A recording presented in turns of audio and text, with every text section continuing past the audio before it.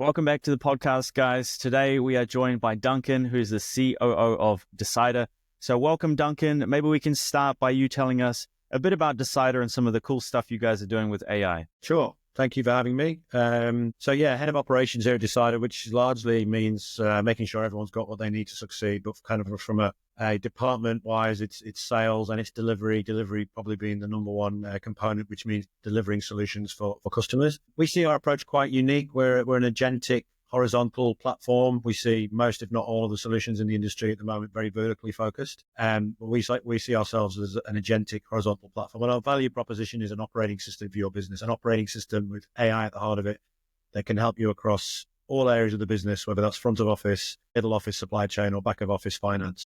Our horizontal approach is certainly quite different, quite unique. Certainly our biggest value proposition. Absolutely. And I see, so Agentic AI is a massive part of what you guys are doing, but I also see that you have something called Ava, right? Which is like an AI consultant. Can you tell us a little bit about that as well? Yeah, I'd say Ava is a grain of sand of really what we do. And it kind of speaks to the number one question we get from our customers, our prospects, is where do we start with this? Everybody wants help with AI. Everybody's moved on from seeing AI as a threat. We don't hear that at all. What we do hear every single day is, where do we start? We know there's some things we can do. We've accepted AI can help our business, but we're a retailer busy running our business. We're a logistic company running our business. We actually don't know all the things we could do, and we don't know where to start. Can you help us? And Ava is a sales assistant that we embedded on a relatively small e-commerce business called Edible Beauty that sells premium female skewed moisturizers, serums, etc. And that Ava was born from when we started engaging with that business. Their number one question was, we don't know where to start. And we asked them their data, their challenges. And their number one challenge was that they had this third-party agent on the website that wasn't converting customers and was performing poorly. And that for us was our obvious place to start. So we built Ava, which is a sales assistant tool that knows the products better than the business, can articulate the products and what's in them and why they are more expensive than competitor products, for example. And it's doing a better job of converting products. It can find your product that you want according to some questions that you ask it, whether that's your skin condition, how much time you spend in the sun, and it gets you to that product that's right for you quicker than any other method, any other human, basically. So we built Ava because for that business, that was their starting point. They had a specific conversion problem, and we knew we had a solution that we could build it. For another business, it might be back of office. For another business, it might be supply chain. So yes, that could be used across any e-commerce business or business that has a service. We hear every day businesses having problems of customers coming to the website and they just can't find either a product or a service that the customer has. That can easily be solved with an AI tool, natural language prompt that can get the customer in front of either a product or a service quicker. So that was their starting point. For another business, it might be something else. So we're not out there building sales agents. We're out there building AI solutions that solve specific problems for a customer. For them, it was conversion. For somebody else, it might be something else. Right. Got it. Okay. And so with the AI side of things, like as a whole, where do you feel like the biggest trends are right now in the AI space? So there's probably 2 or 3 big trends at the moment. I talk publicly quite often about this digital divide that we see, like we see it every single day. And the divide is going into an organization. On one side of the divide, you've got, almost 50, 60, and we've heard it, 75% of people using an AI retail tool on a daily basis. Let's use ChatGPT, for example, right? Because it is the most common, widely used. But that is at the individual level. The person in marketing is using it to help them create some content. The team member in analytics is using it to help them churn through some data quickly enough. But it's very focused on the individual, helps them do their job. It's not at the organization level. On the other side of the divide is the organization. So Deloitte released some numbers at the end of last year. It was about 40% of the Australian workforce using an AI tool to help them individually, but only about 10% of the organization itself is ready. So we are trying to play in that middle space where of trying to fill that gap at the organization level. So individuals are using ChatGPT to help them for their individual role, but the organization themselves is actually not ready. So we see that every single day. I'll say the other one is probably the businesses that are a bit more advanced in this have started to go down the route of exploring AI solutions, are starting down this route of what I've spoken about publicly of this AI tax, in that if they've got 30 or 40 different pieces of kit in their SaaS toolbox and they're looking for a piece of AI to solve each single one, you'll end up with another 30 or 40 pieces of AI kit to solve one specific thing, because the vast majority of solutions out there are very vertically focused. They do one thing. So we see this AI tax thing happening in real time, and we see this digital divide happening in real time, as well as the individuals start to use AI, but the organization is not ready. And that's where That's where we lean ourselves towards. We try and get the organization ready, which is at the horizontal layer, not at the individual layer. Right. Okay. And so what does that look like? Like who do you guys feel like you serve the best? We're certainly at the SMB level, so small to medium businesses, SMEs, SMBs. We don't play in the enterprise space. They generally move slower. They're generally obviously a lot bigger. They do have deeper pockets, but they move slower. And a lot of those guys are probably a bit more advanced in their AI roadmaps and have been doing it for a few years. We like the SME space. No one's really solving that solution for them, the horizontal solution, and helping them across the business. They can move quicker. You generally are talking to a CEO or a founder, so they can move quicker. They're running the business on a daily basis, so they have a vested interest in actually working on solutions. So we're very much in the SME space, yes. Okay. And how are you going about acquiring these clients? Like, how do they know you guys exist? Yeah, classic marketing and sales challenges. So we started this process probably September last year. We officially launched in October. We had quite a big discovery day that we launched and told the market that we were ready, basically. I'd say we started with our exec networks and we went out and started having lots of conversations. Very much evolved from that now. We've got quite a robust marketing engine and lots of automation there that's driving leads. As we kind of signed partnership agreements, we've spoken about those publicly, then leads come in naturally to us and come into our sales funnel. So we've started with our exec founder kind of network. So we've moved on from that now, which is a marketing engine that's actually quite automated, quite efficient, driving leads. And then our challenge is to convert those leads into opportunities. And that's usually generally they fall into one of three buckets. Are they ready now? Are they ready later? Or are they just fishing for some information? But got quite a robust marketing engine now that's doing its job driving leads, yes. Okay, nice. And is that mostly outbound? Is it like a email sales team, some LinkedIn stuff? Yeah, it's all of that. I'd say our biggest successes are, we had one in the office today where we had a morning tea. We invite some specific either leads or opportunities into the office and we actually present to them physically. We are quite a physical business. We like to talk to people face to face. We've done a few roundtables. We've done a few focus groups, but we every month, we invite bespoke clients, either leads or opportunities. We sit them down in the office and either I or our chairman or somebody will speak to them, set the scene, what Agentic AI is, what we're doing, who we're working with today. Everybody is focused on, and it's our number one tool, is where are we adding value today? Not just the theory of what we do, but actually the practical nature of what we do. You mentioned Ava. So we talk about how it's performing, the tangible numbers of what it's improving. So we talk about those regularly. We do quite a lot of those sessions where we invite people in, have a morning tea, tell them what we're doing and tell them the results of it. They might be in a different vertical. We find those things very effective. They're quite, small scale, but we find them very effective. People want to know not just what is AI all about. They want to know what you're doing and what the value is. And we've got some really, really tangible use cases we can talk to. Okay.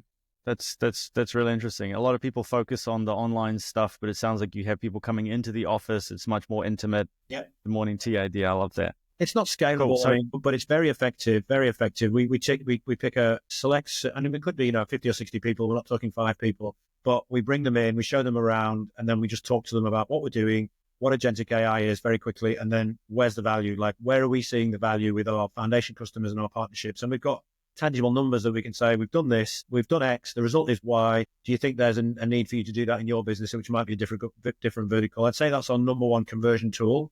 We've done some webinars online, but I'd say getting people into the office and talking to them real time about the value we're adding is our number one tactic, yes. Okay, very nice. So then, Duncan, with Decidr, what do you think have been some of the biggest challenges you guys have faced in building the business to where it is today? I'd say it's a couple of things. I'd say it's probably both on the customer side. I'd say it's customer sentiment and customer complexity. So on the sentiment side, I mean, are they ready to do something right now? So a lead can come in, but leads from my experience either fall into, yes, I'm ready and I'm ready to go now. Yes, I want to do something, but I'm not quite ready. And I'm actually just fishing for some information.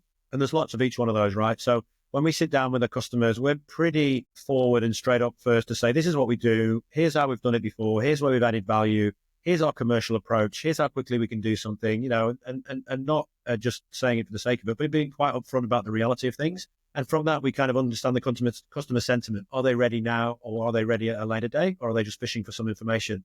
And then we just go down the path. Once it's an opportunity, then it generally moves quite quickly. So that's sentiment.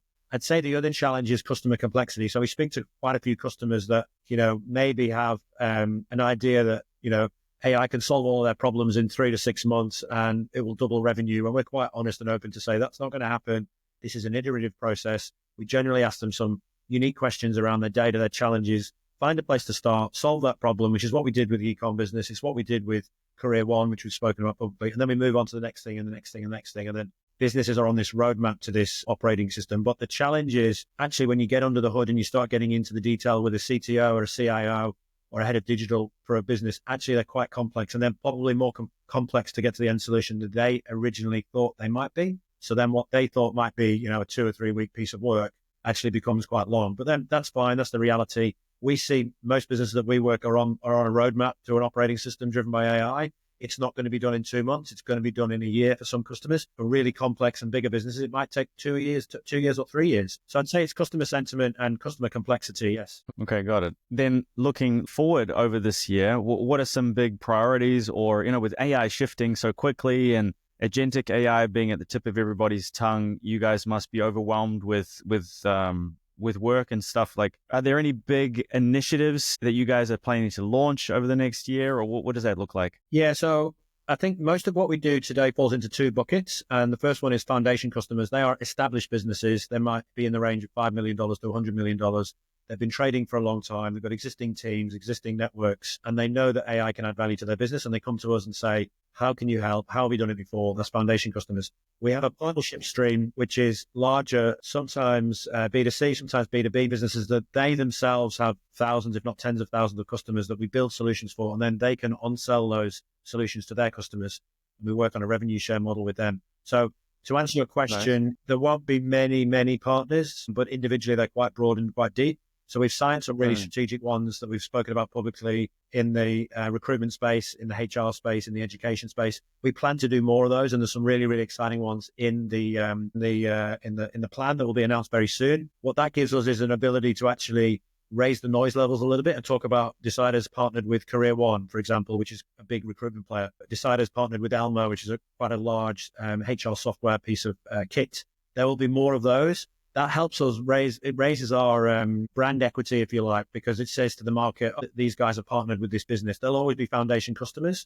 They're quite individual. So there's some really exciting partnership announcements coming very shortly, which we are excited about. That gives us the ability to get some PR, make some noise. And this business has decided to partner with is quite a compelling message for everybody else in the market. So that's our big focus is certainly this half, and then into the second half, there'll be some really exciting ones announced, yes. Okay, that's exciting to hear. Congratulations on that. And then a question I really like to ask, because I'm always shocked or pleasantly surprised, I should say, at some of the answers that I do get is, let's say that you did have a magic wand, right? You could wave over one massive problem with either the industry as a whole or within Decidr that's like a bottleneck that's stopping you guys from really hitting the moon. What would you say that big problem is? If we could solve it just like that, what would that be? I love this magic wand analogy, because we actually use it when we go in and we do workshops with our business. We ask them a question, which is, if you were unrestricted by capital and you had a magic wand, what are the things you would do? And what that does is it frees business. We say this to CEOs and CFOs all the time, and it's quite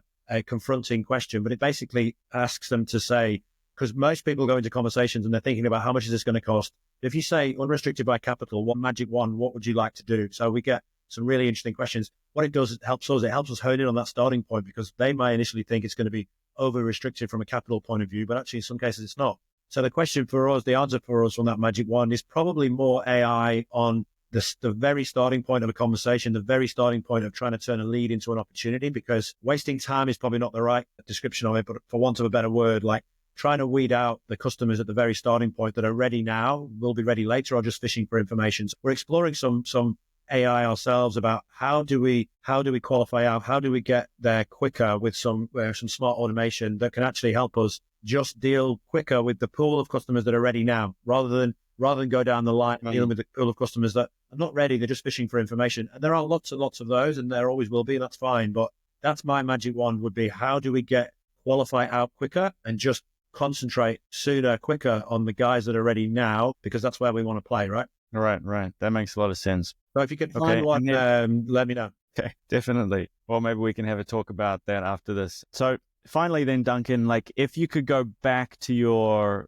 beginning with Decidr, what are some things that you might change now that you have the gift of hindsight? I thankfully don't say team. I think we've grown this business, had 7-8 people in it in August last year. We've now got 40 people and development teams in different areas of the world. So we operate from a development kind of technology engineering point of view 24/7, which is what we need to be. more than half of our team are in tech, which is what you'd expect from a business. So it wouldn't be team. I think it would be some of those go-to-market processes, and I'd say ideal customer profile is probably the big one. Jordan is getting to a point quicker where, because let's face it, everybody's talking about AI. Everybody wants to talk about AI, and we have a lot of people coming to talk to us, prospects, customers, just because they want to know something about agentic AI. They might not be ready in the market now. So I think looking back with hindsight, it would be being a bit more laser focused really, really early on our ideal customer profile. Who are those customers and what are those parameters of those customers that we think qualify them to be ready in the market now rather than later or just fishing for information? That's probably the big one. Yes. Yeah.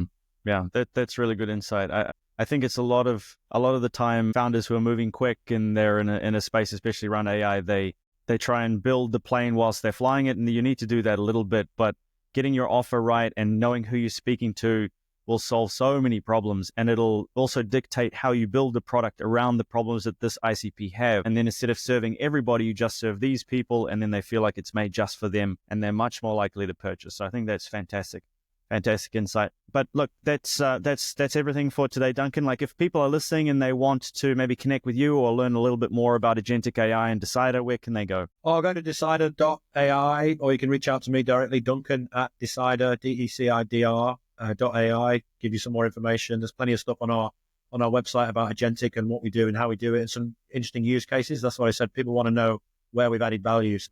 Happy for people to reach out to me, or just go to decidr.ai. We've got some case studies on the website, and start there. Perfect. I'll make sure to leave links in description. Highly recommend everybody go check out Decidr. But thank you again for your time and your insights today, Duncan. And thank you guys very much for watching. We'll see you in the next episode. Thank you.